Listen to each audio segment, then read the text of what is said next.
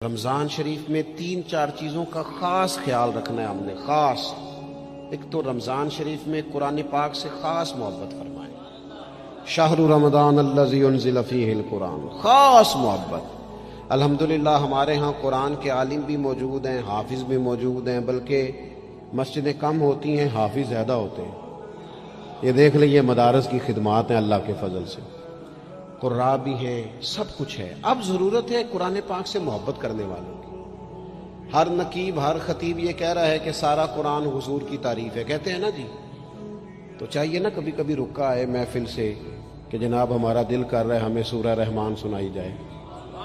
کبھی کبھی یہ رکے آتے ہیں نا فرمائشی رکے، یہ نعت پڑھے، یہ تو جب سب کہہ رہے ہیں یہ حضور کی نعت ہے سارا قرآن، تو کو رکا آنا چاہیے نا، آج سورہ حامیم سجدہ کی تلاوت سنائی جائے، آنے چاہیے نا یہ والے رکے بھی، صحیح کہہ رہا ہوں نا؟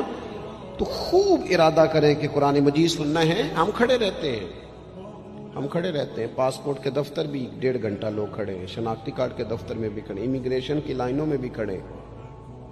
نیت کریں کہ میں نے جم کے قرآن مجید سننا ہے، اور جس مسجد میں پہلی تراویح شروع کریں کوشش کریں کہ ساری تراویح اسی میں پڑھی جائے، اور خاص ذوق کے ساتھ۔ خاص پنجاب میں ایک گاؤں تھا، تو اس میں نا ایک دفعہ ایک بالکل عام سادہ سا آدمی دکاندار تھا، تو اس کا انتقال ہو گیا، تو اس کی قبر سے خوشبو آنے لگی۔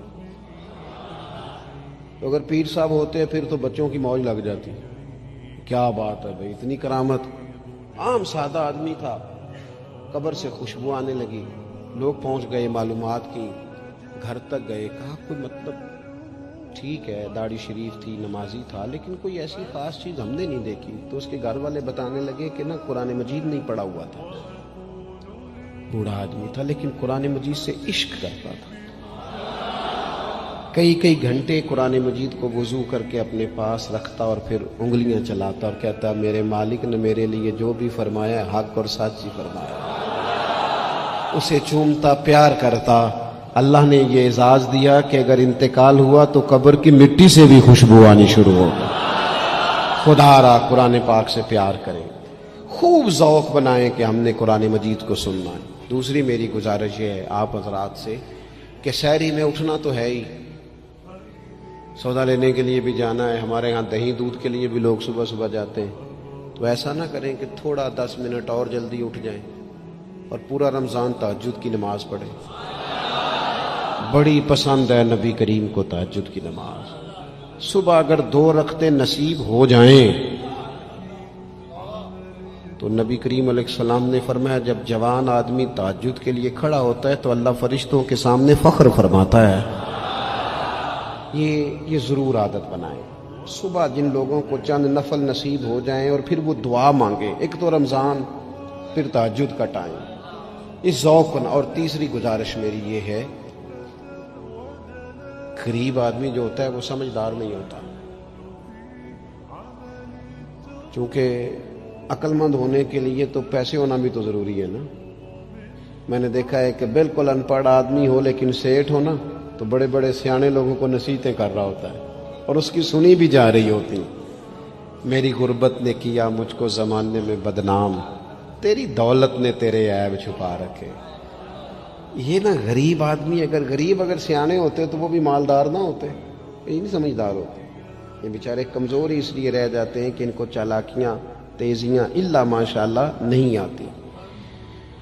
تو کئی دفعہ غریب تکلیف بھی دیتا ہے، جب آپ کچھ بانٹنے لگتے ہیں، جب کچھ آپ دینے لگتے ہیں تو کچھ چیزیں محسوس بھی ہوتی ہیں۔ بندہ دیکھ کر خیرات نہ کریں، اللہ کی رضا دیکھ کر کریں۔ ہمیں صحیح حدیث میں اس شخص کا تذکرہ بھی ملتا ہے جس نے آ کے نا محبوب کی چادر کو کھینچا تھا، یہ بخاری میں، اور گردن مبارک پہ نشان پڑ گیا تھا۔ اس نے کہا میں کچھ لینے آیا ہوں، چادر کو کھینچا، تکلیف ہوئی بظاہر، لیکن محبوب نے پھر بھی جب عطا کیا تو مسکرا کے ہی عطا کیا۔ غریب آدمی تکلیف میں ہے، مہنگائی نے آزمائش پیدا کر دی ہے۔ تھوڑے سے امیر لوگ اگر اپنے اخراجات میں کمی لائیں، اگر جو عید پر 6 جوڑے بنواتا ہے وہ 2-4 سے گزارا کر لے، تھوڑا سا اپنے اخراجات کو کم کر کے صرف اپنے رشتہ داروں میں، اپنے دائیں بائیں تھوڑی سی توجہ کریں۔ اور ایک بات کا ضرور خیال فرمائیں، پردہ پوشی بہت بڑا حسن ہے، بہت بڑی خوبصورتی ہے۔ اگر یہ صدقات اور خیرات اور رمضان میں جو مساوات کا مہینہ ہے، اس میں اگر تھوڑی سی نا پردے کے ساتھ، امام ابو نعیم نے لکھا ہے کہ 100 گھر تھا مدینہ شریف میں، 100 تھوڑی سی آبادی ہوتی تھی، 100 گھر کتنا زیادہ ہوگا، 3 وقت کھانا بھی پہنچتا تھا، کپڑے بھی پہنچتے تھے، بیمار کی دوا کے پیسے بھی پہنچتے تھے، کون دے جاتا ہے پتہ کوئی نہیں تھا۔ پھر اچانک سب کے گھر کھانا آنا بند ہوا تو لوگ پریشان ہوئے، ایک دوسرے سے پوچھنے لگے تیرے گھر کب سے نہیں آیا؟ کہ 18 محرم سے۔ تیرے گھر کب سے نہیں آیا؟ اسی شام سے۔ تیرے گھر 18 سے۔ اب جب سب متفق ہوئے تو پتہ چلا کہ 18 محرم کو امام زین العابدین کا انتقال ہوا۔ 100 گھروں میں کھانا جاتا تھا پر پتہ نہیں تھا دے کون جاتا ہے۔ کچھ تھوڑا سا نا، کچھ خبریں ایسی ہیں جو حضرت عمر بن عبدالعزیز صبح اپنے خادم کو نا ایک سارے دن کے کاموں کی لسٹ دیا کرتے تھے، تو ایک دن لسٹ دی تو وہ چاہیے تو یہ تھا نا کہ اس پہ لکھا ہوتا تھا کہ 11 بجے محکمہ تعلیم والوں کو بلانا، ظہر کے بعد دفاع والوں کو بلانا، شام کو صحت والوں کو بلا لینا۔ وہ لسٹ جو دی تھی اس پہ لکھا تھا کہ کل 5000 درود پاک کم رہ گیا تھا، آج زیادہ پڑھنا۔ وہ فلاں بیوہ کے گھر میں راشن پہنچانا ہے۔ وہ 2-3 لائنیں ابھی پڑھی تھیں کہ وہ حضرت نے چھین لی، فرمایا یہ تو میری ذاتی ہے۔ تو مشیر کہنے لگا حضور یہ کب کرتے ہیں، کبھی بتایا نہیں۔ تو آپ فرمانے لگے کچھ پیسے چھپا کے رکھے ہوتے ہیں لوگوں نے کہ مشکل پڑ گئی تو کام آئیں گے۔ میں نے بھی کچھ نیکیاں سب سے چھپائی ہیں، قیامت میں مشکل پڑ گئی تو اللہ کے کرم سے میرے کام آ جائیں گے۔ یہ کچھ میں نے سائیڈ پہ کر دی ہیں جو میں نے کسی کو بتائی، تو رمضان شریف میں ایسی نیکیوں کا موقع ملے گا۔ کچھ چھپا لیں، قیمتی چیزیں سب کو نہیں بتائی جاتی، چھپائی جاتی ہیں۔ جو جن کو قیمتی سمجھتے ہیں نا، کروڑوں روپیہ جس کے پاس ہو وہ تھوڑی بتاتا ہے، میرے گھر میں 50 تولے زیور پڑا تھوڑی کو بتائے گا۔ تو قیمتی چیزیں بتائی نہیں جاتی، چھپائی جاتی ہیں۔ اپنی نیکیوں کو قیمتی بنائیں، ان کو چھپائیں۔ اللہ کے حضور دعا کرتا ہوں، یہ حضرت نے بھی اس پر بات کی تھی اور مجھے بھی ارشاد فرمایا، یہ جو آپس کی رنجشیں ہیں نا، جب مقاصد بڑے ہوتے ہیں پھر رنجشیں نہیں ہوتی۔ آپس کی رنجشیں، بس ایک حدیث پاک عرض کرتا ہوں، اگر آپ کی سمجھ میں آ گئی تو بات۔ ہمارے ہاں نا کچھ لوگوں نے سنتوں کو بھی مخصوص کر لیا نا کہ یہ والی سنت ہے۔ بھئی تمام ظاہری سنن اور آداب پر بھی عمل کریں اور جو باطنی کیفیات ہیں اس پر بھی غور کریں۔ ترمذی میں حدیث ہے، امید ہے آپ یاد رکھیں گے۔ نبی رحمت علیہ السلام نے فرمایا، اے انس، اے میرے بیٹے، تم سے ہو سکے تو صبح اس حال میں کرنا کہ تمہارے دل میں کسی کے لیے بغض نہ ہو۔ صبح اس حال میں کرنا کہ تمہارے دل میں کسی کے لیے بغض نہ ہو۔ اور محبوب فرمانے لگے، یہ میری سنت ہے، یہ میری سنت ہے، یہ میرا طریقہ ہے دل کو۔ اور ایک حدیث پاک میں حضور نے خود فرمایا تھا، کوئی کسی کے بارے میں مجھے بات نہ پہنچائے، میں اپنا دل تمہارے بارے میں صاف رکھنا چاہتا ہوں۔ اپنے دل سے نہ ان چیزوں کو نکال پھینک کے، اور اگر آج یہ چھوڑ جائیں گے نا مسجد کے باہر تو پھر تو رمضان میں ہلکے پھلکے ہو جائیں گے انشاءاللہ تعالی۔ آنے والا وقت بہتر گزرے گا۔ اللہ تعالیٰ توفیق عمل عطا فرمائے۔ وما علینا الا البلاغ۔ اللہم صلی علی سیدنا و مولانا محمد معدن الجود والکرم وآلہ وصحبہ وبارک وسلم۔ مالک کریم، ہماری اس محفل مبارکہ کو قبولیت کا درجہ عطا فرما۔ اتنے سارے احباب شریک ہوئے، علماء، مشائخ، کارکن، اللہ تعالیٰ سب کی حاضری کو اپنی بارگاہ میں قبول فرما۔ ہمارے گناہوں کو معاف فرما، ہماری غلطیوں سے درگزر فرما، علم نافع، عمل صالح کی توفیق عطا فرما۔ مالک کریم، سجدوں کا ذوق، عبادتوں کا شوق، تلاوتوں کی لذت عطا فرما۔ اے اللہ، خیر کرنے اور خیر پھیلانے کا ذریعہ بننے کی توفیق عطا فرما۔ ہم سب کو شر سے محفوظ فرما۔ اے اللہ، دلوں کے قبلے، سوچوں کے زاویے درست فرما۔ دروازہ رسول صلی اللہ تعالی علیہ وسلم کی غلامی اور گدائی عطا فرما۔ بیماروں کو شفا عطا فرما۔ مقروضوں کو قرض کے بوجھ سے رہائی نصیب فرما، جو تنگ دست ہیں ان کے رزق میں وسعت فرما، امت کے حق میں رحمت والے فیصلے فرما، عالم اسلام پر اپنا خاص فضل و احسان فرما، پاکستان میں نظام مصطفیٰ صلی اللہ تعالی علیہ وسلم کے سویرے کو طلوع فرما، قرب و جوار سے دور دراز سے جتنے احباب آئے قدم قدم برکتیں عطا فرما۔ جس خوبصورتی کے ساتھ یہ اہتمام کیا گیا، اہتمام کرنے والوں کی کاوش کو اپنی بارگاہ میں قبول فرما، ہمارا خاتمہ بالخیر بالایمان فرما۔ دنیا اللہ تبارک و تعالی نے بعض چیزوں کو، بعض دنوں کو، بعض وقتوں کو، بعض مہینوں کو اپنی رحمت سے فضیلت عطا فرمائی ہے۔ انہی مقدس معتبر معنی خیز ایام میں ایک بڑی فضیلت، زیادہ عظمت والا مہینہ ماہ رمضان المبارک ہے۔ قرآن مجید نے صراحت کے ساتھ اس ماہ مقدس کا نام لیا ہے۔ کیا معنی ہے؟ کہ یہ وہ مقدس مہینہ ہے جس کا میرے رب کریم نے نام لیا ہے، اللہ نے نام لیا ہے۔ شہر رمضان الذی انزل فیہ القرآن، فرمایا رمضان کا وہ مقدس مہینہ ہے جس میں اللہ نے قرآن نازل فرمایا ہے۔ اس ماہ نور، ماہ سرور کا نام نامی اللہ تعالیٰ نے قرآن مجید کے اندر ذکر فرمایا۔ حضرت سلمان فارسی رضی اللہ تعالیٰ عنہ ارشاد فرماتے ہیں کہ شعبان المعظم کا آخری دن تھا، اگلے دن رمضان شروع ہونے والا تھا کہ رسول پاک علیہ السلام نے ہمیں رمضان کی فضیلت پر خطبہ ارشاد فرمایا۔ آپ اس بات کو غور سے سمجھیے کہ ایسا مہمان جس کے آنے سے پہلے اس کی فضیلت بیان کی جا رہی ہے، اور فضیلت کون بیان کر رہا ہے؟ امام الانبیاء صلی اللہ تعالی علیہ وسلم۔ یہ صرف ہمارے دلوں کے اندر، امت کے دلوں کے اندر اس ماہ مقدس کی فضیلت کو اور اس کی عظمت کو بٹھانے کے لیے کہ پوری طرح تم اپنے ذہن میں اور اپنے دل میں ایک بات بٹھاؤ کہ ایک عظمتوں والا مہینہ تم پر سایہ فگن ہونے والا ہے، عظمتوں والا۔ حضور نے ایک دن قبل اس کی فضیلت بیان۔ ہمارے ہاں یہ ہوتا ہے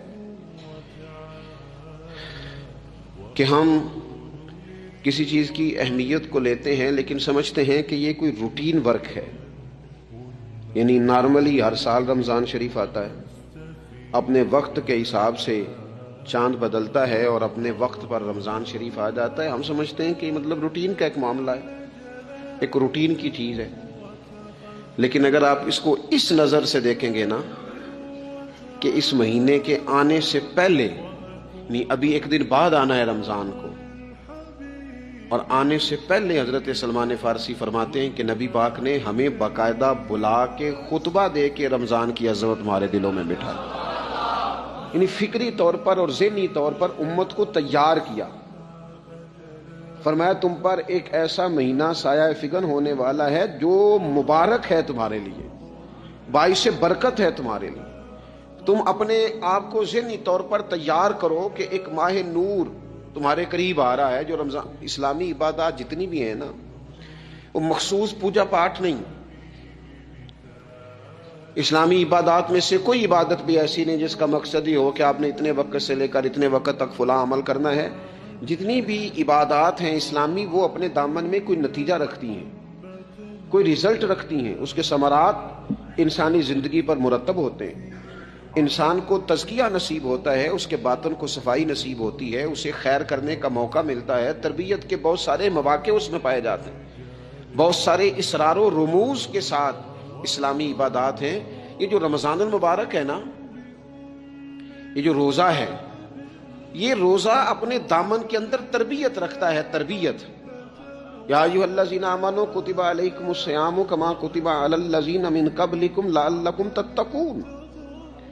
اے ایمان والو، تم پر روزے فرض کیے گئے جیسا کہ تم سے پہلے لوگوں پر بھی فرض کیے گئے تھے تاکہ تم تقوی اختیار کرو۔ روزہ تمہیں پرہیزگار بنائے گا، تمہارے اندر سے جو نفسانی چیزیں ہوں گی انہیں نکالے گا، اور اللہ تبارک و تعالیٰ کی طرف تمہارے دل کا رجحان ہوگا، تمہاری روح کا رجحان ہوگا، تمہیں تزکیہ دے گا۔ روزہ انسان کی تربیت کرتا ہے، انسان کو روزہ ذہنی طور پر تیار کرتا ہے کہ اللہ کے حکم کے مطابق کھانا ہے، اللہ کے حکم کے مطابق پینا ہے۔ سب سے بڑا مسئلہ اس دور کا رزق کے حلال کا حصول ہے اور حرام سے اجتناب ہے۔ تو روزہ ہمیں یہ سبق پڑھاتا ہے کہ ہم وہی کھائیں گے اور اسی وقت کھائیں گے جو کھانے کا ہمیں ہمارے رب نے حکم ارشاد فرمایا ہے، اور جس سے اللہ رسول منع کر دیں گے جتنی مرضی چمک دمک اپنے دامن میں رکھے، جتنی مرضی، لیکن ہم وہی لیں گے جو ہمارے لیے جائز ہے۔ آپ غور فرمائیے، روزہ لعلکم تتقون، روزہ تمہیں پرہیزگار کرتا ہے۔ بہت سارے لوگ ایک بات کرتے ہیں کہ عادتیں نہیں بدلی جاتی، یار کوشش کرتا ہوں لیکن میری عادت نہیں تبدیل ہوتی۔ میں آپ کو ایک رائے دینے لگا ہوں، مشورہ دینے لگا ہوں، میں آپ سے یہ عرض کرنے لگا ہوں کہ موقع آیا ہے رمضان شریف کا۔ رمضان میں بندہ روٹین میں اپنی عادتیں بدلتا ہے۔ کسی کو سویرے 7 بجے کھانے کی عادت ہے، کسی کو 9 بجے کھانے کی عادت ہے، کوئی صبح ناشتہ نہیں کرتا، دوپہر میں ہی کھاتا ہے۔ لیکن رمضان آیا تو عادت بدل گئی، 7 بجے والا بھی نہیں کھا رہا، 9 بجے والا بھی نہیں کھا رہا، دوپہر والا بھی نہیں کھا رہا، سارے سحری میں کھا رہے ہیں۔ عادت بدل گئی، بالکل طبیعت بدل گئی، روٹین چینج ہو گئی۔ کوئی اٹھ رہا تھا صبح فجر میں، اللہ کی توفیق سے، اللہ تعالیٰ معاف فرمائے، تو کچھ ایسے بھی تھے جو 9-10 بجے اٹھ رہے تھے، کچھ الحمدللہ فجر پڑھ کے چلو کسی وجہ سے پھر سو گئے، 10-11 بجے اٹھ رہے تھے، روٹین بدلی ہوئی تھی۔ رمضان آیا تو بدل گئی، سارے سحری میں اٹھ رہے ہیں، تہجد کے وقت سب کی آنکھ کھل رہی ہے، بالکل روٹین بدل گئی، حالات بدل گئے، معاملات تبدیل ہو گئے، اوقات تبدیل ہو گئے، دفاتر کے ٹائم تبدیل ہوئے، اسکولوں کے نظام تبدیل ہوئے، مدارس کے اوقات تبدیل ہوئے، ہر چیز کے اندر تبدیلی آئی۔ معنی کیا ہے کہ اللہ نے تمہیں موقع دیا ہے کہ عادتیں بدلی جا سکتی ہیں، اپنے آپ کو تبدیل کیا جا سکتا ہے، لائف سٹائل کو چینج کیا جا سکتا ہے۔ یہ موقع آیا ہے، ایک مہینہ ہے پورا، 2-3 دن 4 دن آپ کی روٹین بگڑ جائے نا سونے کی، یعنی روٹین سے ہٹ کے آپ سونا جاگنا شروع کر دیں تو پھر وہی روٹین بن جاتی ہے، پھر اسی ترتیب سے انسان سارے کام کرتا ہے۔ تو رمضان میں روٹین چینج ہوگی، سارے تہجد میں اور سحری میں اٹھیں گے، تو اللہ کرے نا یہ روٹین قائم رہے۔ رمضان میں تو اٹھتے تھے سحری کرنے کے لیے، تو اللہ کرے روٹین بن جائے اور سارا سال اٹھیں تہجد کی نماز ادا کرنے کے لیے، اللہ کرے روٹین بن جائے، چیزیں تبدیل ہو جائیں۔ وہ لوگ جن کو ڈاکٹر کہہ رہے تھے کہ دوائی بھی کھانی ہے اور پرہیز بھی کرنا ہے، تو وہ کہہ رہے تھے جی دوائی کھانا تو آسان ہے، پرہیز کرنا مشکل ہے، تو بدلنے لگی ہے نا روٹین، آ گیا نا رمضان، پرہیز کا ٹائم شروع ہو گیا۔ لہذا بہترین فائدہ یہ ہوگا کہ رمضان میں پرہیز ہوگی، ڈائٹ پلان بالکل بنایا جا سکتا ہے، اس میں چیزوں کو بالکل مرتب کیا جا سکتا ہے۔ تو رمضان شریف کے آنے سے پہلے ذہنی طور پر اپنی عادات کی تبدیلی کا پروگرام بنائیں، عادتیں بدل جایا کرتی ہیں۔ رسول کریم دنیا میں آئے وَيُزَكِّيكُمْ، حضور تزکیہ کرنے تو آئے ہیں، عادتیں بدلنے تو تشریف لائے ہیں۔ نبی پاک نے صفائی ستھرائی کر دی، ساری ناپاک چیزوں کو نکال دیا۔ تو روٹین دیکھیں کہ رمضان میں تقوی کے حصول کے لیے اپنی عادات کو تبدیل کرنا ہے، اور اس کے لیے ذہنی طور پر اپنے آپ کو تیار کریں۔ وہ جو کہتے ہیں بچے سویرے نہیں اٹھتے، وہ روٹین بنا لیں، یہ موقع آیا ہے، ابھی سے ارادہ کر لیں کہ جناب ہم نے اس ترتیب سے اپنے گھر کو، ماحول کو، بچوں کو اس ترتیب سے ہم نے مرتب کرنا ہے چیزوں کو۔ یہ آپ ارادہ کریں، اللہ تعالیٰ مدد فرمائے گا۔ رمضان المبارک کی جو خاص فضیلت ہے، اس خاص فضیلت کو رمضان آنے سے پہلے ذہن میں بٹھا لیں، اور رمضان المبارک پورے کا پورا اس ذوق سے گزاریں کہ ذہن میں بات موجود ہو، ذہن میں کہ دراصل رمضان کیا ہے۔ اللہ کے پیارے رسول صلی اللہ تعالی علیہ وسلم نے فرمایا، اللهم صل على محمد وعلى آل محمد كما صليت على إبراهيم وعلى آل إبراهيم إنك حميد مجيد۔ اللهم بارك على محمد وعلى آل محمد كما باركت على إبراهيم وعلى آل إبراهيم إنك حميد مجيد. اے لوگو، تم پر ایک عظیم المرتبت مہینہ سایہ فگن ہو رہا ہے. حضور فرماتے ہیں شہر مبارک، فرمایا یہ بڑا برکت والا مہینہ ہے، یہ برکتیں لے کے آیا ہے، یہ رحمتیں لے کے آیا ہے، یہ اپنے ساتھ عنایات لے کے آیا. اور نبی اکرم صلی اللہ تعالی علیہ وآلہ وسلم نے فرمایا جو بندہ بھی قرب الہی کی نیت سے رمضان میں نیکی کا طلبگار ہوگا، فرمایا وہ اگر نفل نیکی کرے گا نا تو اللہ تعالیٰ اسے فرض کے برابر ثواب عطا فرمائے گا. اور حضور علیہ الصلوۃ والسلام فرماتے ہیں جو اس مہینے میں ایک فرض ادا کرے گا اللہ 70 فرضوں کے برابر اجر عطا کرے گا. اپنے ذہن میں ایک بات بٹھائی جائے، ذہن میں یہ بات بٹھائی جائے کہ یہ نا برکت والا مہینہ ہے، اس میں میرا ثواب بڑا ضربوں کے ساتھ آگے بڑھے گا. ایک ذہن بنایا جائے اور پھر ثواب اکٹھا کرنا شروع کر دیا جائے. پھر وہ ترتیب بنا لی جائے، کاروباری نہیں، روحانی ترتیب، کاروباری نہیں. یعنی نئے سے نئے سٹال نہ تیار کیے جائیں، مہنگائی کیسے کرنی ہے اور کس طرح کر کے کن چیزوں کی آج کل مانگ ہوگی، کس ترتیب سے سودا پہلے ہی خریدنا ہے، مہنگا کیسے کرنا ہے، اللہ معاف کرے مصنوعی قلت کیسے پیدا کرنی ہے، کمائی کیسے کرنی ہے. رمضان کے اندر جناب لوگ ساری ترتیب لگا کے ساری. میرے ایک دوست ہیں میڈیکل کے شعبے سے وابستہ ہیں، تو مجھے کہنے لگے کہ ڈاکٹر بھی اپنی روٹین بدلتے ہیں اور معدے والی ساری دوائیاں بھی اکٹھی کر لیتے ہیں کیونکہ رمضان آنے والا ہے، یہ زیادہ لوگ استعمال کریں گے. تو وہ ماحول نہ پیدا کریں کہ ہر چیز دنیا داری ہو جائے، ہر چیز دنیا داری نہیں، ہر چیز کو ایک نیا روپ دے دیا جائے اور نیا سے نیا مال کمانے کا سلیقہ بنایا جائے. میں اکثر کہا کرتا ہوں کہ رمضان تو اس لیے تھا نا کہ اس میں کم کھانا ہے، تھوڑا کھانا ہے. لیکن اگر بندہ کہے کہ میں نے صبح کا چونکہ کھایا نہیں لہذا اب شام کو اتنا کھانا ہے کہ ہفتے سے پہلے ڈاکٹر کے پاس بھی جانا ہے، میں نے وہ سارا پوری کرنی ہے روٹین، تو پھر وہ مقصد کو نہیں نہ سمجھا، پھر اس نے اس خوبصورتی کو نہیں پایا جو خوبصورتی اس کو دین دینا چاہتا تھا. ایک تو رمضان کی فضیلت کو سمجھنا ہے، اور پھر جب ہم روزہ دار ہیں، ہم نے روزہ رکھا ہوا ہے، تو نبی پاک علیہ السلام نے خود اس مفہوم کو کھول کے بیان کیا. فرمایا جس بندے نے جھوٹ نہیں چھوڑا، گناہ نہیں چھوڑا، گویا غیبت نہیں چھوڑی، بدی نہیں چھوڑی، تو اللہ کے محبوب علیہ الصلوۃ والسلام فرماتے ہیں پھر اللہ تعالیٰ کو اس کے بھوکا پیاسا رہنے کی تو کوئی ضرورت نہیں، کیونکہ لعلکم تتقون، تقوی اختیار کرنا تو روزے کا مقصد تھا. اور اگر اس نے وہ بات کو سمجھا ہی نہیں، استاد کے لیے صرف استاد ہو جانا ہی ضروری نہیں، اس کو پھر اپنے منصب کا لحاظ کرنا بھی ضروری ہے کہ میں استاد ہوں. والد کا صرف والد ہو جانا ہی کمال نہیں، اس کو پھر اس منصب کے تقاضوں کو بھی سمجھنا چاہیے کہ اب میں ایک باپ ہوں، اب میں روٹین میں وہ آزاد نہیں ہوں کہ جہاں میرا جی چاہے گا جاؤں گا، جہاں میری طبیعت چاہے گی میں کھاؤں گا، جہاں میرا دل کرے گا میں وہ کام کروں گا.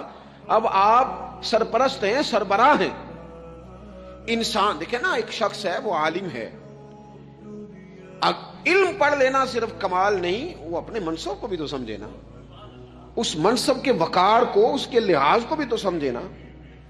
ایک آدمی اگر عمر رسیدہ ہے، بڑا ہے، بزرگ ہے، اور وہ چاہتا ہے کہ میری بزرگی کی وجہ سے میرا اکرام کیا جائے، تو اسے اپنے منصب کا بھی لحاظ کرنا پڑے گا. اس کو حضرت سعدی فرمایا کرتے تھے میں نے 18 سال کے بزرگ دیکھے اور میں نے 75 سال کے بچے دیکھے. حضور کیا مطلب؟ فرمانے لگے عمر ہو گئی لیکن اپنے منصب کا خیال نہ کیا، عادات بچوں والی رہی. اور فرماتے میں نے ایسے لوگ دیکھے جن کو شروع وقت میں ہی اللہ والوں کی صحبت نصیب آئی تو وہ جو بزرگی ہے وہ پھر عمر کی وجہ سے نہیں ملی، وہ اللہ نے علم اور عمل کی وجہ سے عطا فرما دی۔ تو اپنے منصب کا لحاظ کرنا کہ میرا یہ منصب ہے۔ اسی طرح جب ہم نے روزہ رکھا ہوا ہوگا نا تو پھر ہم نے اس منصب کا بھی لحاظ کرنا ہے کہ میں روزے دار ہوں۔ پھر خالی بھوکے پیاسا نہیں رہنا۔ رسول پاک صلی اللہ تعالی علیہ وآلہ وسلم نے پتہ ہے روزے دار کی فضیلت کیا بیان فرمائی؟ اللہ کے محبوب صلی اللہ تعالی علیہ وسلم فرماتے ہیں کہ رب فرماتا ہے ابن آدم کا ہر عمل اس کے لیے ہے، روزہ میرے لیے، اور فرمایا میں خود جزا دوں گا روزے کی، میں خود جزا دوں گا روزے کی۔ اور حضور فرماتے ہیں روزہ ڈھال ہے، جو شخص روزہ دار ہو وہ بےہودگی سے، فحش گوئی سے اجتناب کرے۔ اور اللہ کے محبوب صلی اللہ تعالی علیہ وسلم فرماتے ہیں اگر کوئی شخص اسے گالی دے، اگر کوئی شخص اس سے جھگڑا کرنا چاہے تو پتہ کیا جواب دے؟ اسے کہے بھئی میں روزے دار ہوں، میرے منصب کا تقاضا نہیں کہ میں تیرے ساتھ الجھوں۔ اور رسول پاک صلی اللہ علیہ وسلم فرمانے لگے اوہو اتنی بڑی بات۔ حضور فرمانے لگے، یہ صحیح مسلم کے لفظ ہیں، کریم محبوب فرمانے لگے مجھے اس رب کی عزت کی قسم جس کے قبضے میں محمد عربی صلی اللہ علیہ وسلم کی جان ہے، حضور فرماتے ہیں روزہ دار کے منہ کی خوشبو اللہ تعالیٰ کے نزدیک قیامت کے دن مشک کی خوشبو سے بھی زیادہ وقت والی ہوگی۔ اس کے منہ سے جو خوشبو آتی ہے قیامت میں مشک پیچھے رہ جائے گا، اور رب کی بارگاہ میں صرف روزہ دار کے منہ سے۔ اگر تیرے منہ کی خوشبو رب کو اتنی پسند ہے تو تجھے بھی تو اپنے منصب کا خیال ہونا چاہیے کہ میں نے روزہ رکھا ہوا ہے، میں روزہ دار ہوں۔ اور میرے نبی پاک علیہ السلام کے یہ دو لفظ ہیں نا، وہ صوفیاء ہیں نا اللہ کے نیک بندے جو ساری زندگی تڑپتے رہے کہ کبھی اے حقیقت منتظر نظر آنا لباس مجاز میں، کبھی مالک ایک دفعہ کبھی تیرا جلوہ ملے، کبھی اے حقیقت منتظر نظر آنا لباس مجاز میں، لاکھوں سجدے تڑپ رہے ہیں میری جبین نیاز میں۔ اور جو ساری زندگی کہتے رہے کہ ہم تو عمر دراز مانگ کے لائے تھے 4 دن، 2 آرزو میں کٹ گئے، 2 انتظار میں، یہ دیکھو انہیں انعام ملنے لگا۔ جو اس کی راہ کے سوالی تھے، جو اس کے رستے کے مسافر تھے، جو اسے پانا چاہتے تھے، جو اس کی دید کرنا چاہتے تھے، جو اس سے ملنا چاہتے تھے، میرے رسول پاک علیہ السلام نے فرمایا روزہ دار کو 2 خوشیاں ملیں گی۔ ایک خوشی اس وقت ملتی ہے جب وہ افطار کرتا ہے، اور فرمایا ایک خوشی اس وقت ملے گی جب وہ اپنے رب سے ملاقات کرے گا، جب وہ اس سے ملے گا تو اس وقت روزہ دار کو خوشی ہوگی۔ میرے دوستو خوشی تو جو ہوگی سو ہوگی، لیکن یہ لفظ بڑے حسین نہیں کہ روزہ دار کی رب سے ملاقات ہوگی، یہی لفظ بڑے باکمال نہیں؟ ایک روایت میں تو یہ ہے نا کہ روزہ میرے لیے ہے میں اس کی جزا دوں گا، اور ایک روایت میں یہ ہے کہ روزہ میرے لیے ہے اور رب فرماتا ہے میں خود روزے کی جزا ہوں، یعنی باقی نیکیوں پر ثواب ملے گا، روزہ رکھنے والے کو رب رحمان ملے گا۔ نبی اکرم صلی اللہ تعالی علیہ وسلم کے امت کے صوفیاء نے نا کچھ چیزوں کو بڑا کھولا ہے۔ عارف رومی کہتے ہیں کہ ایک دن نا محمود غزنوی نے خزانوں کے دروازے کھول دیے اور فرمایا بھئی میں نے آج ہر چیز کھول دی ہے، جو جس چیز پہ ہاتھ رکھے گا وہ اسی کی ہو جائے گی۔ لوگ دوڑے، کوئی سونے کی طرف، کوئی چاندی کی طرف، کوئی جائیدادوں کی طرف، کوئی خزانے کی کنجیوں کی طرف، کوئی بڑے بہترین گھوڑے اور اونٹوں کی طرف، لوگ دوڑ گئے، جو جس پہ ہاتھ رکھے گا اسی کا۔ سب بھاگ گئے، ایاز بیٹھا ہے، نہ وہ حسن میں رہی شوخیاں، نہ وہ عشق میں رہی گرمیاں، نہ وہ غزنوی میں تڑپ رہی، نہ وہ خم ہے زلف ایاز میں، وہ لذتیں کہاں؟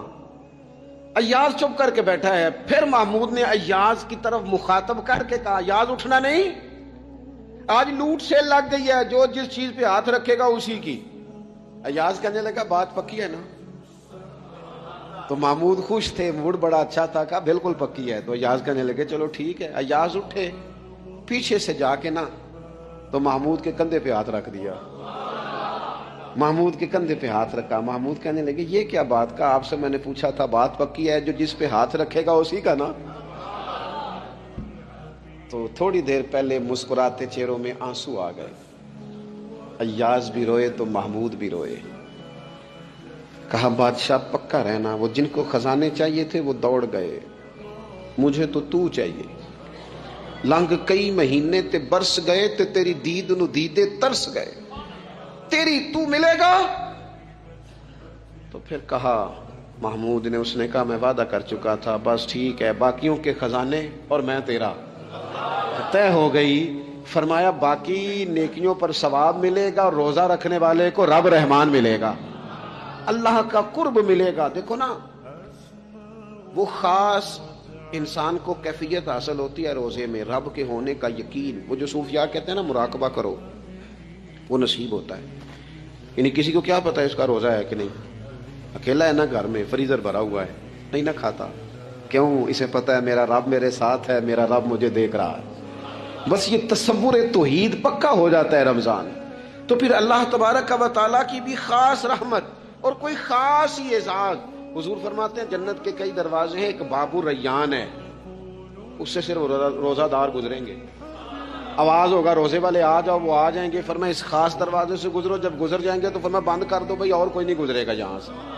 دروازہ ہی مخصوص ہے، ان کا اعزاز ہی ذرا زیادہ ہے.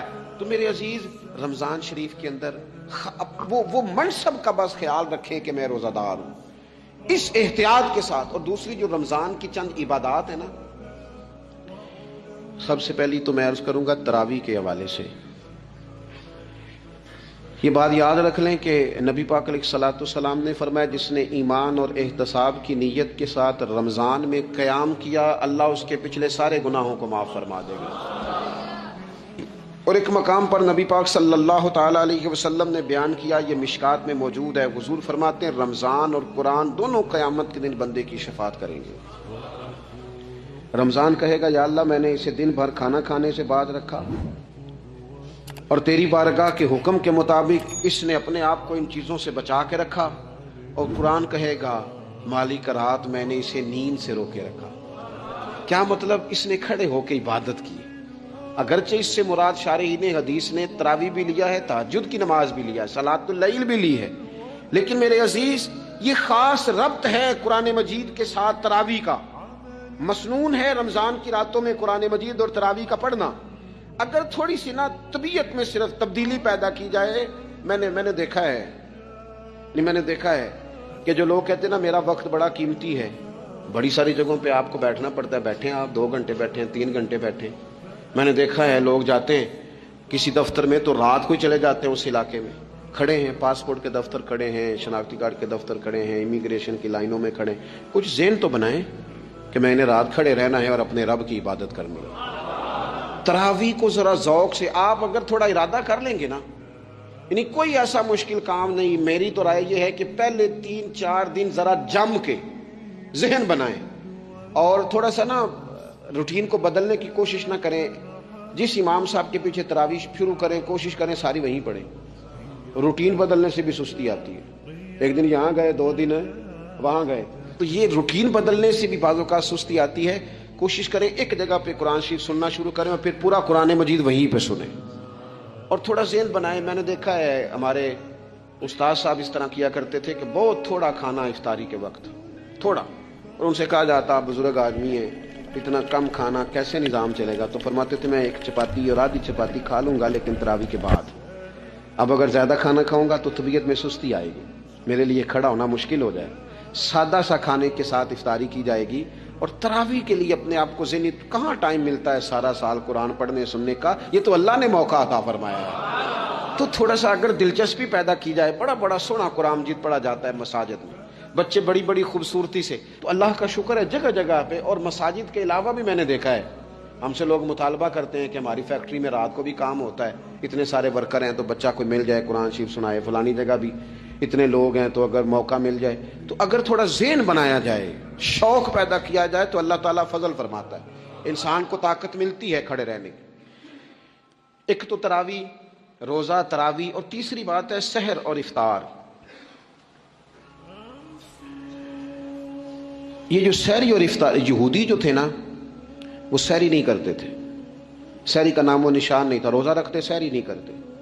تو نبی پاک صلی اللہ تعالیٰ علیہ وسلم نے فرمایا ہمارے اور یہودیوں کے درمیان فرق ہی سحری کا ہے، اور نبی پاک صلی اللہ تعالیٰ علیہ وآلہ وسلم نے فرمایا سحری کھایا کرو، سحری کھانے میں برکت ہے۔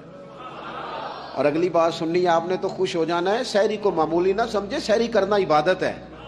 ہاں آپ مت سمجھیں کہ میں روٹی کھا رہا ہوں، یہ تو میرے سامنے دہی رکھا ہوا ہے، یہ تو سالن رکھا ہوا ہے، یہ تو اچار رکھا ہے، تو چپاتیاں رکھی ہیں۔ سحری کھانا عبادت ہے۔ آپ صبح اٹھے، آپ کی تو روٹین ہی اور تھی، تو 7 بجے کھاتے تھے، 9 بجے کھاتے تھے۔ یہ جو آپ صبح کھا رہے ہیں اٹھ کے سحری میں، اپنی مرضی سے تھوڑی کھا رہے ہیں، یہ تو کسی کے کہنے سے کھا رہے ہیں، یہ تو کسی کے بٹھائے بیٹھے ہیں۔ یہ جو سحری کا لنگر ہے، یہ رب رسول کی رحمت کے ساتھ عطا ہوتا ہے، یہ کرم ہے، یہ اللہ رسول کے بٹھائے بیٹھے۔ کیا میرے رسول پاک صلی اللہ تعالی علیہ وآلہ وسلم نے بات کھولی ہے، ترغیب و ترہیب میں حدیث ہے، اللہ کرے یہ کبھی چسکا لگ جائے، یہ والا مزہ آ جائے، تو پھر تو گھر میں دسترخوان نہیں بچھا ہوا ہوگا، پھر تو رنگ ہی کوئی اور ہوگا۔ حضور فرماتے ہیں اللہ تعالی اور اس کے فرشتے سحری کھانے والوں پر رحمتوں کا نزول فرماتے ہیں۔ کھائی روٹی جا رہی ہے، پکا ہوا کھانا ہے، لیکن حضور فرماتے ہیں رب بھی رحمتیں فرما رہا ہے اور اللہ کے حکم سے فرشتے بھی رحمتوں کا نزول کر رہے ہیں سحری کھانے والوں پر۔ تو خوب توجہ سے، ذوق سے، شوق سے۔ اور پھر جو افطار کا معاملہ ہے، حضور فرماتے ہیں جب روزہ کھولنے والا روزہ کھولتا ہے تو جو دعا مانگتا ہے رب قبول فرما لیتا ہے۔ یعنی افطار کا وقت ایسا ٹائم ہے جو دعاؤں کی قبولیت کا وقت ہے۔ افطار کرنا بھی ہے، کرانا بھی ہے۔ مہنگائی ذرا عروج پہ چلی گئی ہے، میں بار بار کہتا ہوں، مجھ سے نا لوگ دعا کے لیے مجھے کہتے کہتے اپنے کئی دکھ بتا دیتے ہیں۔ تھوڑا سا نا افطاریاں مہربانی فرمائیے گا، سیاسی نہ کیجیے گا۔ وہ جن سے مال لیتے ہیں، وہ جن کو مال دیتے ہیں، وہ جن سے ووٹ لینے ہیں، وہ جنہوں نے ووٹ لینے ہیں، اس بنیاد پر سحر افطار کے بندوبست نہ کریں رضا الہی کے لیے۔ میرے محبوب فرماتے ہیں جس نے رب کی رضا کے لیے کسی کو افطار کرایا، جتنا ثواب اللہ روزہ رکھنے والے کو دے گا اتنا افطار کرانے والے کو بھی عطا کرے گا۔ اور ایک حدیث تو آپ پڑھیں گے تو جھوم جائیں گے، سنیں گے تو خوش ہو جائیں گے، المجم الکبیر میں موجود ہے۔ نبی پاک علیہ السلام فرماتے ہیں جس نے حلال کھانے اور حلال پانی سے کسی کا روزہ افطار کرایا نا، ذرا دیکھنا غریبوں کے گھروں کو جھانکنا، ذرا اپنے عزیزوں میں ایک نظر دوڑا لینا، ذرا رمضان کی نیت کر کے رمضان سے پہلے ہی غرباء تک راشن پہنچا دینا، ان کی فکر دور ہو جائے، وہ پہلی شام ہی اپنے بچوں کے ساتھ آسودہ حال ہو کے بیٹھے۔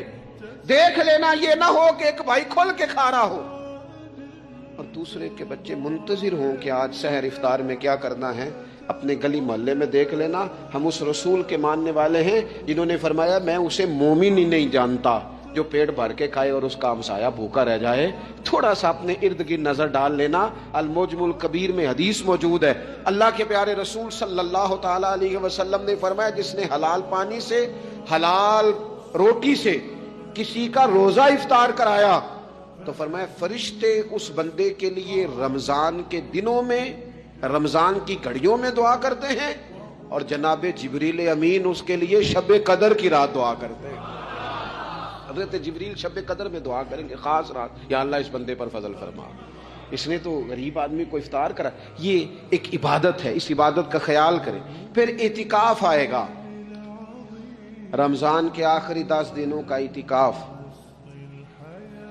اسلام میں رہبانیت نہیں ہے، لیکن کبھی کبھی سب سے کٹ کے اپنے رب کے ساتھ جڑ جانا، کچھ رات کی عبادتیں، کچھ تنہائی کے اذکار، کچھ درود و سلام کا ذوق، یہ ان ساری خوبصورتیوں میں سے ایک خوبصورتی اعتکاف بھی ہے۔ اللہ کے پیارے رسول علیہ الصلوۃ والسلام ہمیشہ اعتکاف کرتے، اور حضرت عطا بن رباح رضی اللہ تعالیٰ عنہ کیسی خوبصورت بات ارشاد فرماتے ہیں، فرماتے ہیں معتکف تو اس آدمی کی طرح ہے جیسے کسی بندے کو کسی کے ساتھ کوئی کام پڑ جائے نا تو وہ جا کے اس کے دروازے پر بیٹھ جاتا ہے کہ جب تک میرا کام ہوگا نہیں میں جاؤں گا نہیں۔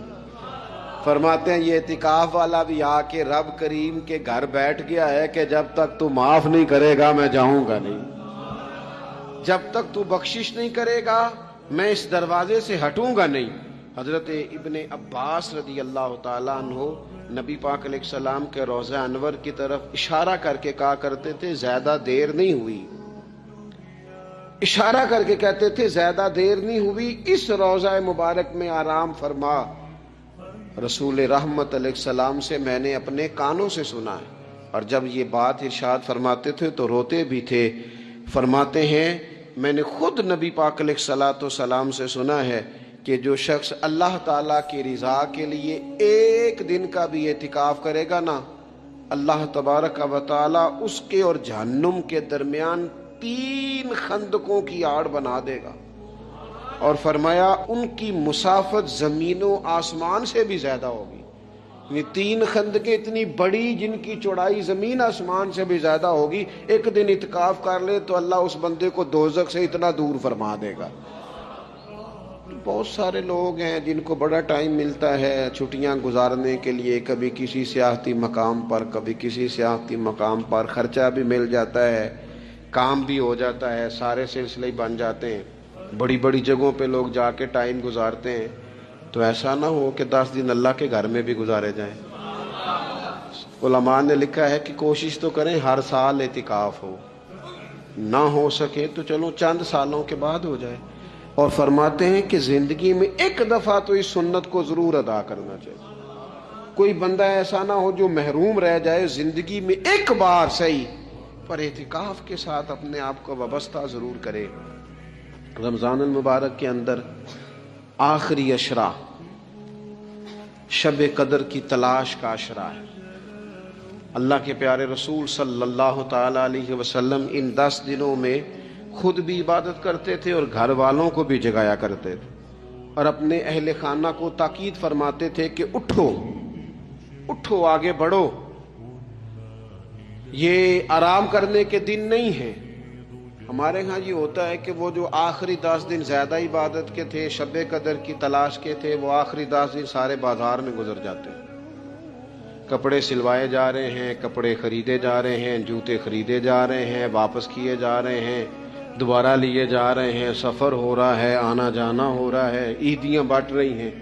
تو یہ سارے کام جو آخری عشرے میں کرنے ہیں، جو زیادہ عبادت کے دن تھے، وہ سارے کام تو رمضان سے بھی پہلے کر لینے چاہیے۔ کپڑے رمضان سے پہلے خریدے جائیں، پہلے سلوا لیے جائیں، جوتے پہلے لے لیے جائیں، ضرورت کے کام پہلے کر لیے جائیں۔ جہاں آپ کو جو بانٹنا ہے وہ رمضان سے پہلے کریں۔ وہ مفت کی اپنے دل کو مطمئن کرنا کہ اب میرے پاس یہ بڑے میں خیر کا کام کرنے نکلا ہوا ہوں، میں عیدی بانٹنے جا رہا ہوں، یہ پہلے بانٹنے تھے۔ یہ عجیب بات ہے کہ جو زیادہ وقت مسجد میں گزارنے کا ٹائم تھا وہ سارا ہم نے ضائع کر دیا۔ وہ ادھر ادھر بازاروں کی نظر ہو گیا، میل ملاپ کی نظر ہو گیا۔ تو اگر چیزوں کو مرتب کیا جائے، میں تو دوستوں سے کہا کرتا ہوں، زکوٰۃ کا حساب، صدقات کا حساب، صدقات فطر کا حساب، جتنے بھی روٹین کے کام ہیں اس کو کوشش کریں رمضان شریف سے پہلے آپ ترتیب دیں، آپ ان چیزوں کو پہلے سے مرتب کریں تاکہ وہ بہترین ہو جائیں۔ ہم تو اس دین کے ماننے والے ہیں جہاں نیت کرو تو اجر شروع ہو جاتا ہے۔ آپ رمضان کی نیت سے جو آج خرچ کریں گے اس کو اللہ تعالیٰ رمضان کے ثواب کے برابر ہی اجر عطا فرمائے گا۔ لیکن وہ ہم نا کچھ لوگ بڑا ایک صاحب مجھ سے کہنے لگے جی میں نے سنا ہے صدقہ فطر آخری عشرے میں ہی دینا چاہیے۔ میں نے کہا آپ کا پروگرام تب دینے کا، اسی لیے آپ نے یہ گاڑا کر کے سن لیا، ذرا اس کو آپ نے زیادہ غور سے سن لیا ہے۔ آپ جب ضرورت محسوس کریں، جب آپ سمجھیں کہ کسی کو ضرورت ہے، ضرورت کے وقت کوئی چیز کام نہ آئی تو پھر کب جا کے کام آئے۔ تو میری آپ سے یہ اپیل رہے گی کہ پہلے سے چیزوں کو مرتب کریں، معاملات کو پہلے سے طے کریں۔ وہ لوگ بڑے اچھے ہوتے ہیں جو وقت پر منصوبہ بندی کرتے ہیں، جو چیزوں کو ٹائم پہ مرتب کرتے ہیں۔ وہ ٹائم جو ہمارا بالکل اللہ کی بارگاہ میں حاضری کا ہے، عبادات کا ہے، اگر وہ سارا گاڑیوں کی نظر ہو جائے گا، اسفار کی نظر ہو جائے گا تو ہم نے حاصل کیا کیا۔ ایک بات آخر میں بڑے درد کے ساتھ آپ کی خدمت میں عرض کرنی ہے، ہر سال کہتا ہوں، اس سال بھی کہوں گا، ذاتی اخراجات کو کچھ کم کیا جائے۔ ذاتی اخراجات نہ کچھ لوگوں کے بہت زیادہ ہیں، ان کے اپنے لباس کے، کپڑوں کے، اور وہ اخراج میں نے پچھلے جمعے بھی کہا تھا، اسلام ज़िबाइश की इजाज़त देता है, नुमाइश की इजाज़त नहीं देता। नुमाइश वाले काम अगर थोड़े छोड़ दिए जाएं, कुछ भी नहीं होता। मैं तो शायद अगर मैं सैकड़ों कह दूं तो गलत नहीं होगा, लेकिन बीसियों तो लोग ऐसे ज़रूर होंगे कि जो ईद सारी सो के गुजारते हैं, सारा दिन सोए रहते हैं। पता नहीं वो इतने महंगे महंगे कपड़े किस लिए खरीदते। ईद की नमाज पढ़ी, सो गए, और भाई आपका फ़ोन बंद था जी, मैं सो रहा था जी। तो भाई वो जो आपने 1.5 महीना दर्जी के पास आना जाना लगाया, वो किस मकसद का? रात को ही पहनना था, कोई पुराना जोड़ा पहन लेते। ऐसी मुसीबत क्या बनी हुई थी? इतने महंगे कपड़े खरीदे, इतना महंगा जूता लिया, और दिन सारा सो के गुजार दिया। ज़ाती अखराजात काम करें। पता क्या है, फ़र्क बहुत बढ़ता जा रहा है, बहुत बढ़ता जा रहा है। यानी एक जगह पे चीज़ें पड़ी हैं, ख़राब हो गई हैं, खाने का टाइम नहीं, पहनने का टाइम नहीं, और एक जगह वो है कि जहाँ लोग दवाई को तरस रहे हैं। गंदुम अमीर शहर की होती रही ख़राब, और बच्ची किसी गरीब की फाकों से मर गई। और किसी ने कहा था कि गरीब शहर तो फाकों से मर गया, लेकिन अमीर शहर ने हीरे से खुदकुशी कर ली।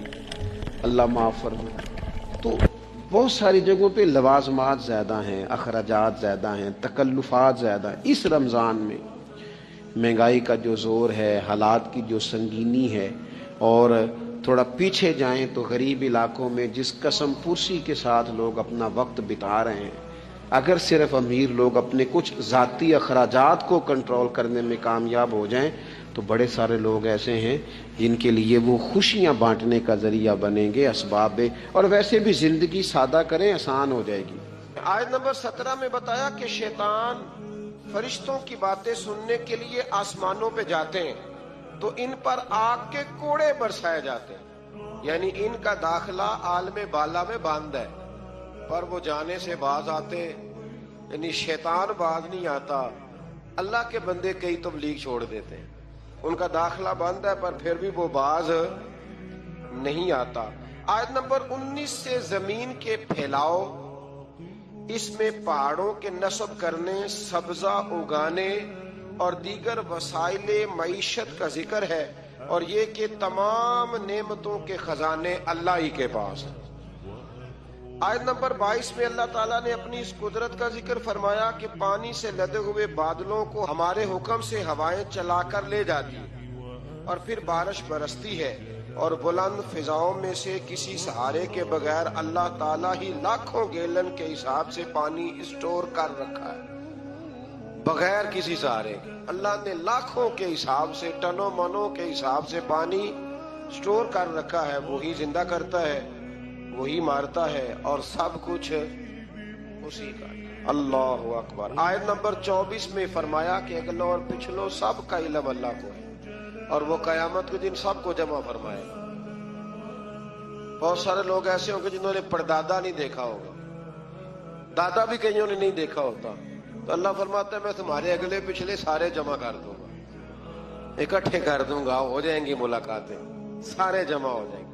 आयत नंबर 26 से लेकर 47 में इंसानों और जिन्नात के जोहरे तख्लीक का बयान है कि इंसान को सड़े हुए गारे की खनकती हुई खुश्क मिट्टी से पैदा किया,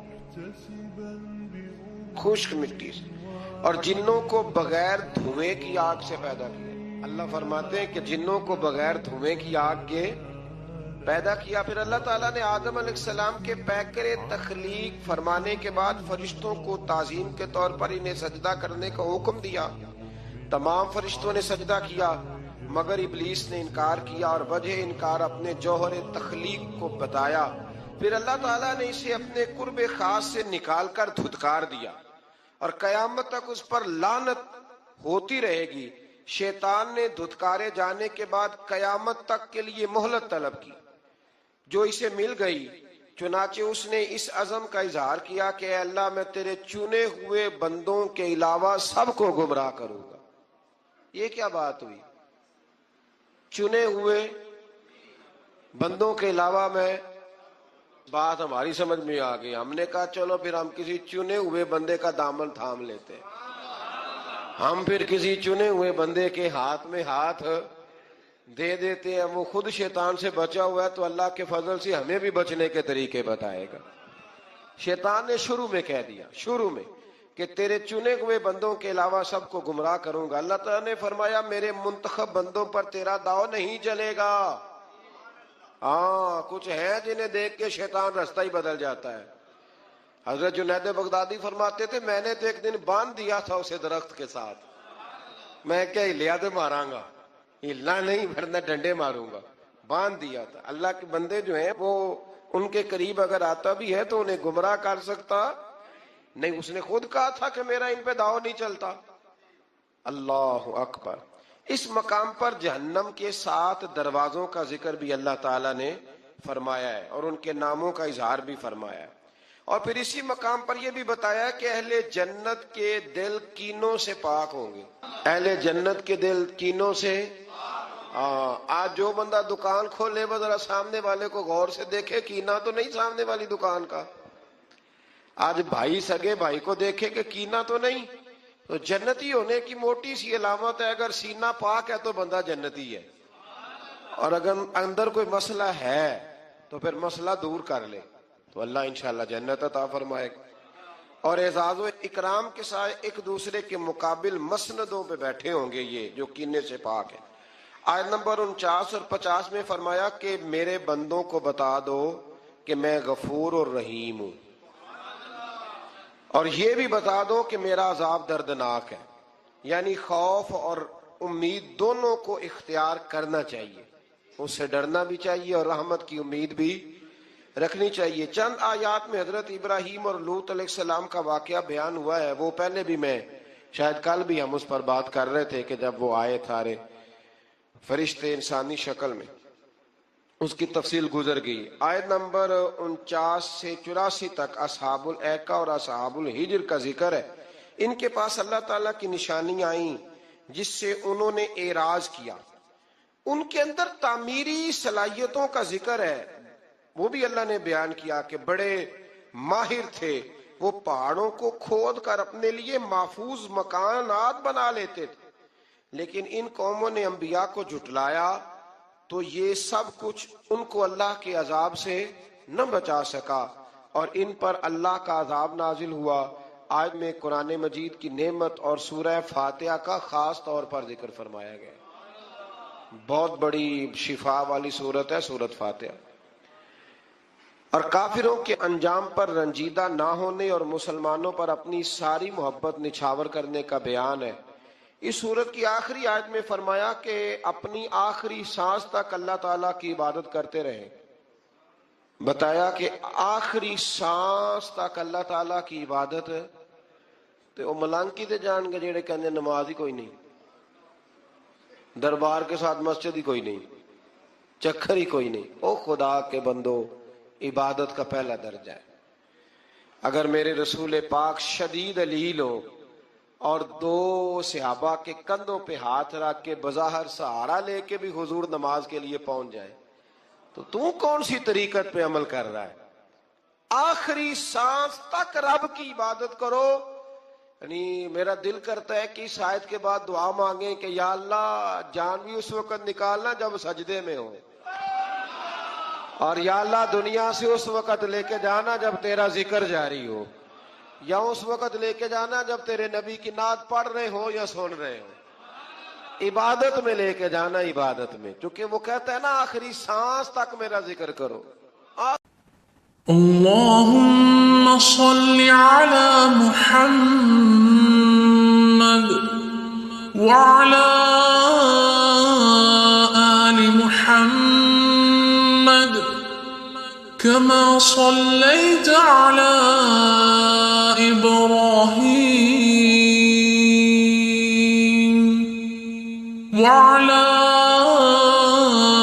آل إبراهيم إنك حميد مجيد اللهم بارك على محمد وعلى آل محمد كما باركت على إبراهيم وعلى آل إبراهيم إنك حميد مجيد. آیت نمبر 37 میں اس واقعے کا ذکر ہے جب ابراہیم علیہ السلام اللہ کے حکم سے حضرت ہاجرہ کو اور حضرت اسماعیل علیہ السلام کو مکے کی بے آب و گیا زمین میں چھوڑ کے آئے، اور رخصت ہوتے وقت اللہ سے دعا کی کہ اے ہمارے رب، میں نے اپنی بعض اولاد کو تیرے حرمت والے گھر کے نزدیک بے آب و گیا آبادی میں ٹھہرا دیا ہے تاکہ وہ نماز قائم رکھیں، تو لوگوں میں سے بعض کے دلوں کو ان کی طرف مائل کر دے تاکہ وہاں آبادی ہو جائے، اور ان کو پھلوں سے روزی عطا فرما. یہ مکے میں جتنی برکتیں حضرت ابراہیم کی دعا کی برکت سے ہیں. جو پھل آپ کہیں نہیں دیکھیں گے وہ بیت اللہ شریف جا کے دیکھیں گے. کسی شہر میں 5000 بندہ اضافی آ جائے نا، 5000 پکوڑے بھی ختم ہو جاتے ہیں، ہوٹلوں سے نان نہیں ملتے. چلو یہ والی مثال رہنے دیتے، وہ والی دیتے ہیں جو آپ کو جلدی سمجھ میں آ جائے. یعنی گیس بند ہو جائے تو ہوٹل سے روٹی ہی نہیں ملتی. ہوتا ہے کہ نہیں ہوتا؟ تندوروں پہ رش پڑ جاتا ہے، حالانکہ وہی آبادی ہے روز والی. تو کسی شہر میں 5000 بندہ آ جائے نا تو قلت ہو جاتی ہے. تو مکہ وہ شہر ہے جس میں لاکھوں آ جاتے ہیں. 50 لاکھ بندہ حج پہ اکٹھا آتا ہے، پر آپ فرماتا ہے کھاؤ ختم نہیں ہوگا، اس لیے کہ میرے خلیل نے دعا مانگ لی ہے. 50 لاکھ بندہ، راشن بڑھ جاتا ہے. مجھے بھی اللہ نے کئی دفعہ موقع دیا ہے، ایسا کبھی نہیں ہوا کہ روٹی کم پڑ گئی ہو. 2 کھلاؤ تو 6 کھا لیتے ہیں. یہ نظام ہے. حضرت ابراہیم نے دعا کر دی، کرنے والے نے بھی کمال کی اور قبول کرنے والے نے بھی کمال ہی کر دی قبول کرنے والے نے. آیت نمبر 39 سے ابراہیم علیہ السلام نے بڑھاپے میں حضرت اسماعیل، اسحاق جیسی اولاد کے عطا کیے جانے پر اللہ کا شکر ادا کرتے ہوئے یہ دعا کی ہے کہ اے رب، مجھے ہمیشہ نماز قائم کرنے والا بنا دے، اور میری بعض اولاد کو بھی. اے ہمارے رب، ہماری دعاؤں کو قبول فرما. اے ہمارے رب، مجھے، میرے ماں باپ کو اور سب مومنوں کو قیامت کے دن بخش دے. یہ کون سی دعا ہے؟ رب اجعلنی. یہ دعا ہے، یعنی نماز پڑھ رہے ہیں تو ساتھ کہہ رہے ہیں یا اللہ مجھے بھی قائم رکھ نماز پہ، اور میری اولاد کو بھی نماز کی توفیق دے. اور نماز میں ماں باپ کو بھی شامل کیا کہ اللہ ان کی بھی بخشش فرما. آیت نمبر 42 سے فرمایا کہ تم اللہ تعالیٰ کو غافلوں کی بدعمالیوں سے بے خبر نہ سمجھو. اللہ تعالیٰ تو انہیں اس دن تک ڈھیل دے رہا ہے جس دن دہشت سے سب کی آنکھیں کھلی کی کھلی رہ جائیں گی. لوگ سر اٹھائے بے تحاشا دوڑ رہے ہوں گے، ان کی پلک تک نہ جھپک سکے گی، اور ان کے دل ہوا ہو رہے ہوں گے، یعنی ڈرے جا رہے ہوں. اس دن ظالم یہ عرض کریں گے اے ہمارے رب، ہمیں کچھ مہلت دے دے تاکہ ہم تیرے پیغام کو قبول کریں، تیرے رسولوں کی پیروی کریں. اللہ تعالیٰ فرمائے گا کیا تم نے اس سے پہلے یہ قسمیں نہیں کھائی تھیں کہ تم پر بالکل زوال نہیں آئے گا؟ تم ان لوگوں کے گھروں میں رہتے تھے جنہوں نے اپنی جانوں پہ ظلم کیا، اور تم پر یہ بھی بالکل واضح ہو چکا تھا کہ ہم نے ان کے ساتھ کیسا معاملہ کیا، اور ہم نے تمہارے لیے مثالیں بھی بیان کر دی تھیں. اور انہوں نے ایسی گہری اور خطرناک سازش کی کہ ان سے پہاڑ بھی اپنی جگہ سے ہل جائے. اس طرح کی کافر سازشیں کرتے تھے نبیوں کے خلاف، اور اللہ کے پاس ان کی سازشیں لکھی ہوئی ہیں. تو تم اللہ کو اپنے رسولوں سے کیے ہوئے وعدوں کے خلاف کرنے والا نہ سمجھو، بے شک اللہ بڑا غالب انتقام لینے والا ہے. یہ 15واں جو روزہ آئے گا نا، یہ امام حسن کا یوم ولادت ہے. امام حسن کو زہر دیا گیا تھا، تو امام حسین کہنے لگے ان سے بھائی مجھے بتائیے آپ کو کس نے زہر دیا ہے؟ بڑا شاندار جواب دیا. یہ شاید اسی آیت کا ترجمہ کیا کہ اللہ غالب انتقام لینے والا ہے. امام حسن فرمانے لگے حسین اگر وہ بندہ نہیں جس پر مجھے شک ہے، اگر وہ نہیں تو میں تمہیں بے گناہ کا نام کیوں بتاؤں؟ اور اگر وہی ہے جس پر مجھے شک ہے تو حسین رب تجھ سے بہتر انتقام لینے والا ہے. میں اللہ پہ چھوڑتا ہوں. اللہ بہتر انتقام. کیسے شاندار لوگ تھے, کیسے شاندار لوگ تھے. این قرآن کی تفسیر نظر آتے ہیں یہ لوگ. آیت نمبر 52 میں فرمایا یہ قرآن تمام لوگوں کے لیے پیغام ہدایت ہے تاکہ انہیں اس کے ساتھ ڈرایا جائے اور وہ یہ جان لیں کہ ایک اللہ ہی لائق عبادت ہے تاکہ عقل والے نصیحت حاصل کریں. آیت نمبر 48 میں قیامت کے دن کی ہولناک ماحول کا ذکر ہے جس دن زمین اور آسمان کی ماہیت بدل جائے گی. مجرم زنجیروں میں جکڑے جائیں گے اور ان کے لباس تار کول کا ہوگا اور ان کے چہروں کو آگ ڈھانپ رہی ہوگی. پھر آگے سورت حجر شروع ہو جاتی ہے. یہ مکی سورت ہے اور پھر اس کا بیان جو ہے وہ جا کے شروع ہوتا ہے 14ویں پارے کے اندر. اللہ تبارک و تعالی نے اس سورت کے آغاز میں ارشاد فرمایا آیت نمبر 9 میں کہ اللہ تعالیٰ کا قرآن مجید کی حفاظت کا ذمہ خود لیا ہے اللہ تعالیٰ. انا نحن نزلنا الذکر وانا لہ لحافظون. فرمایا نازل بھی ہم نے کیا اور حفاظت بھی ہم ہی کریں گے. اور بلا شبہ یہ قرآن مجید کا اعجاز ہے. اسی سورت کی آیت نمبر 14-15 میں فرمایا کہ اگر آسمان کا کوئی دروازہ کھول دیں اور یہ منکرین خود اس سے چڑھ کر جائیں تو پھر بھی کہیں گے کہ ہم پر جادو کر دیا گیا ہے. یعنی جس نے نہیں ماننا اس نے نہیں ماننا اس نے. آپ یقین کریں پہلے بندے کہتے ہیں حوالہ دکھاؤ, دکھا دیں تو کہتے ہیں میں پتہ کروں گا کہ صحیح ہے کہ نہیں, کتاب دیکھ کے بھی. تو میرا تجربہ یہ ہے کہ جس نے نہیں ماننا اس نے. ایک صاحب ایک دن آ گئے تھے کہنے لگے کوئی حوالہ دکھائے. میں کہا تو رہ نہیں دے. کہتا جی آپ دکھائے. میں کہا تو رہن دے. بڑی منت کی تو آخر میں نے اسے کہا پہلے بتا دکھاؤں گا تو کیا کرے گا, طے کرنا کیا ہے, اینڈ کیا ہے. تو پھر مان گیا. کہنے لگا اگر آپ دکھا دیں گے تو میں انشاءاللہ مان جاؤں گا. تو میں نے کہا پھر افسوس کر کے نہیں ماننا, ماتھے پہ شکن ڈال کے نہیں ماننا, پھر ذرا خوشی سے ماننا. تو سارے وعدے کر کے نا پھر میں نے اسے حوالہ دکھایا, لیکن اللہ نے توفیق دی تو واقعی مان گیا, بات مان گئی. یہ بھی توفیق ہوتی ہے ورنہ زیادہ بندے بات کو مانتے نہیں ہیں. آگے پھر سورہ نحل شروع ہو جاتی ہے. یہ نحل نا شہد کی مکھی کو کہتے ہیں, یہ شہد کی مکھی کو کہتے ہیں. دیکھیں اللہ تعالیٰ نے کن کن چیزوں کے نام پر ماشاءاللہ اپنے فضل سے سورتوں کے نام بیان فرمائے. اس سورت کے اکثر مضامین میں اللہ تعالیٰ کی توحید اور استحقاق عبادت میں منفرد ہونے اور اس پر بے شمار دلائل کا ذکر فرمایا گیا. اس میں شرک کی مذمت ہے اور جو منکرین عذاب آخرت ہیں ان کے لیے وعید ہے, اور نبی رحمت علیہ السلام کی نبوت اور رسالت کے اسبات کا بیان ہے. اس سورت کی آیت نمبر 5 میں چوپایوں کی پیدائش کا ذکر ہے جس میں انسانوں کے لیے کئی طرح کے فوائد ہیں. یہ انسانوں کے لیے راحت کا سبب ہے. ان میں بعض جانوروں کو کھایا جاتا ہے اور بعض میں دیگر فوائد ہیں, جیسے بھیڑوں کی اون سے گرم لباس حاصل کیا جاتا ہے. کچھ بار برداری کے کام آتے ہیں, کچھ سواری کے کام آتے ہیں جیسے گھوڑے, خچر اور گدھے وغیرہ. آیت نمبر 9 میں جبری ہدایت کی نفی ہے اور فرمایا کہ اللہ تعالیٰ نے سیدھے رستے کے بیان کو اپنے ذمہ کرم پہ لیا ہے اور گمراہی اور ہدایت کو قبول کرنا انسان کے اختیار میں دے دیا ہے.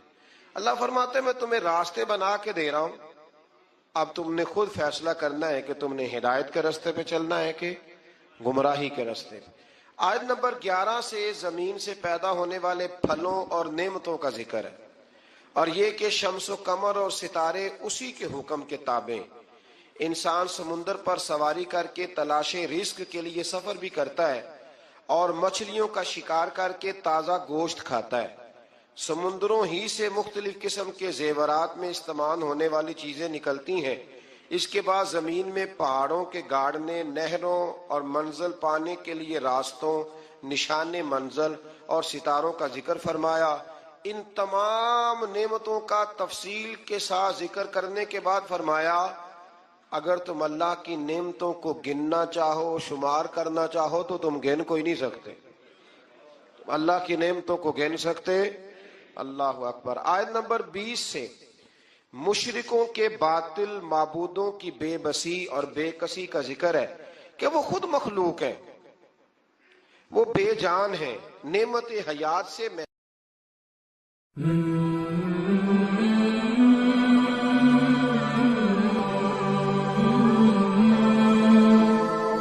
Mm-hmm.